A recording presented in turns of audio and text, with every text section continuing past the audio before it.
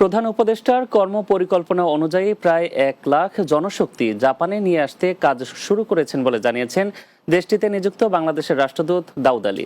বাংলাদেশ দূতাবাস টোকিওর উদ্যোগে আয়োজিত বাংলাদেশের শিক্ষার্থীদের জাপানে ভর্তির সম্ভাবনা ও চ্যালেঞ্জ শীর্ষক এক সেমিনারে একথা বলেন তিনি। রাষ্ট্রদূত বলেন, চলতি বছর এ পর্যন্ত প্রায় ৩,০০০ শিক্ষার্থীকে ইতিমধ্যে ভিসা দিয়েছে জাপান সরকার। মাহমুদ রুবেলের প্রতিবেদনে বিস্তারিত। জাপানে বাংলাদেশ দূতাবাস টোকিও কর্তৃক বাংলাদেশের শিক্ষার্থীদের জাপানে ভর্তির সম্ভাবনা ও চ্যালেঞ্জ শীর্ষক এক সেমিনারের আয়োজন করা হয়।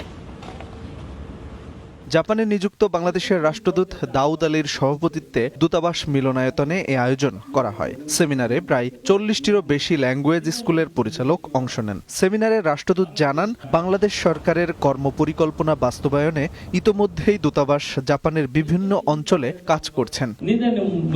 প্রধান উপদেষ্টার পরিকল্পনা অনুযায়ী লক্ষাধিক জনগোষ্ঠী জাপানে পাঠানোর যে কর্মপরিকল্পনা তা বাস্তবায়নে ইতোমধ্যে মাঠে নেমেছে দূতাবাস। সেমিনারে অতিথিদের মধ্যে বক্তব্য রাখেন বাংলাদেশ স্টুডেন্টস সাপোর্ট অ্যাসোসিয়েশন বাসাজ জাপানের সভাপতি নাগামাতসু ফারুক, উপদেষ্টা ডাক্তার শেখ আলিমুজ্জামান, সহসভাপতি মফিজউদ্দিন খান, সাধারণ সম্পাদক নজরুল ইসলাম ও সাংগঠনিক সম্পাদক নাজিমউদ্দিন।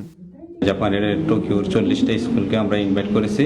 আমাদের সেমিনারের মূল উদ্দেশ্য হলো বাংলাদেশ থেকে তোমরা বেশি বেশি স্টুডেন্ট নিবা এবং আমরা যত ধরনের সাপোর্ট লাগে আমাদের অ্যাসোসিয়েশন বাসাসের পক্ষ থেকে আমরা এই সাপোর্ট দিব। বর্তমানে জাপানে প্রায় ৪০,০০০ প্রবাসী বাংলাদেশিরা বসবাস করছেন। Mahmud Rubel, Bangla TV, news desk.